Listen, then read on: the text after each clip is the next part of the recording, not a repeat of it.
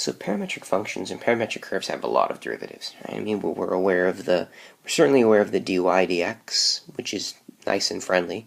Then there's d squared y dx squared that you guys may be a little bit less comfortable with. And then there's dx dt, and there's dy dt. And I really want to give a little bit more attention to these guys over here, because they end up being really important for the AP exam, right? We need to know what these things are and what they mean, right? dx dt represents the rate of change of x with respect to t. So it's sort of talking about how x is changing, right? So if that's positive, it means that the x value of your function is becoming more positive. Generally speaking, that means that the function is moving to the right because of that. Similarly, dy dt is telling us just the rate of change of y with respect to t.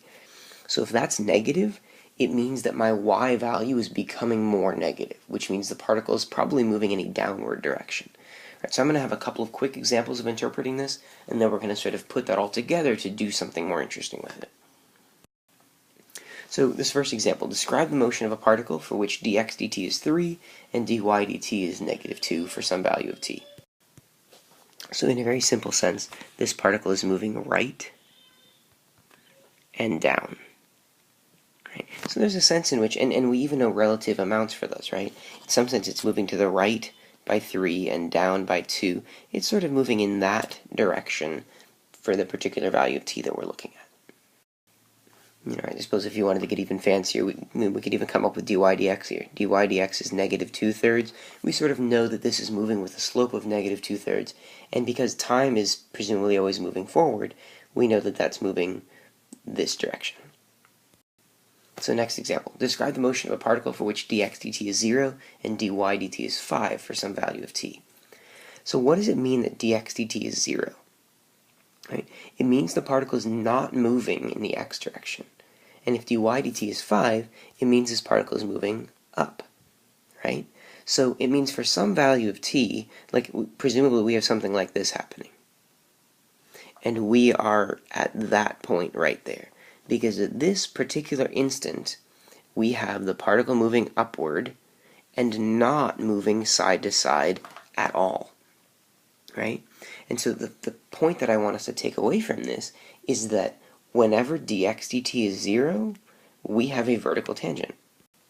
And I really don't want that to be a rule that we just memorize. I want us to understand, hey, it makes sense that I would have a vertical tangent. This means the particle kept moving upward and didn't move side to side. That's exactly what it means to have the particle have a vertical tangent. Now I'm betting you can guess what's happening here. Describe the motion of a particle for which dx dt is negative 4 and dy dt is 0 for some value of t. Well, dx dt being negative 4 means the particle is moving left, and dy dt being 0 means that it's not moving up or down at all. Right? So I might encourage you to sort of think for a second, what might this look like on your curve? Right? We might have something like this. Right?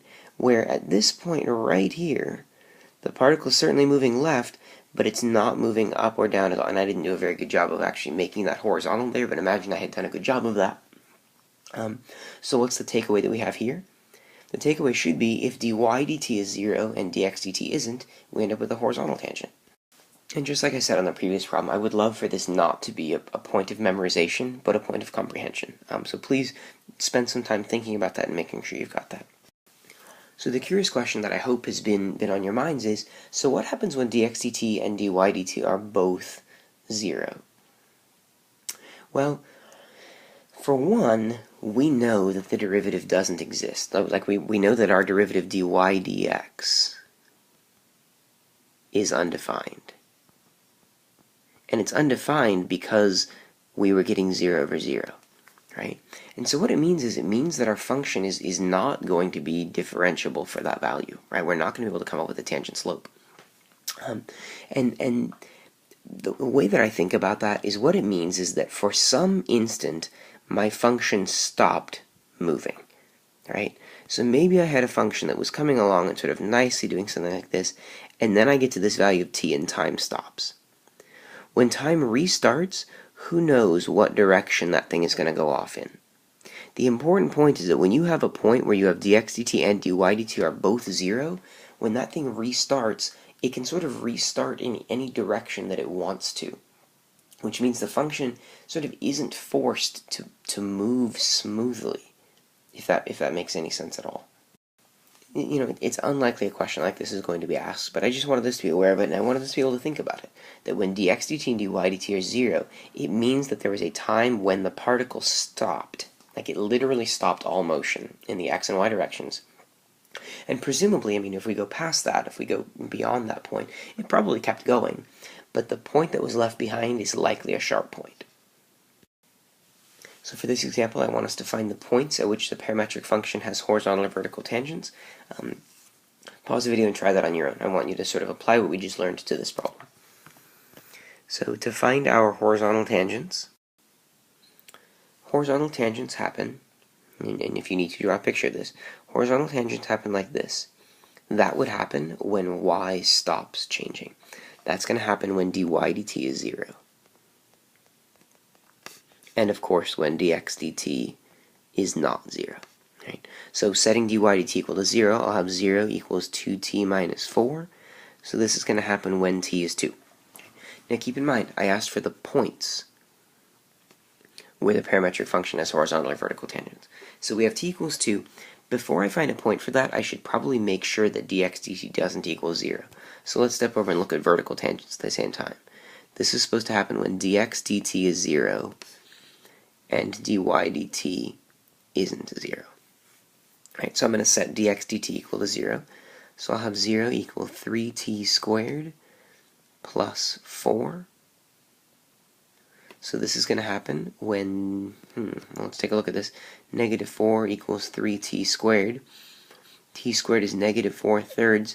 So that means there is no place when dx dt equals 0.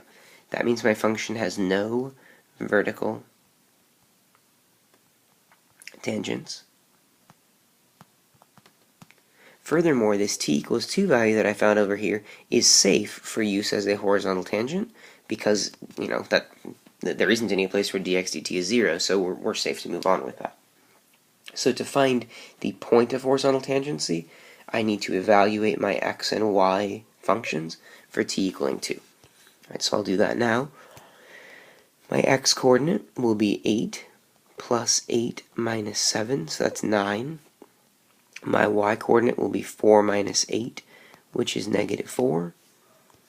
And so in the end, we end up finding that we have a horizontal tangent at the point 9, negative 4.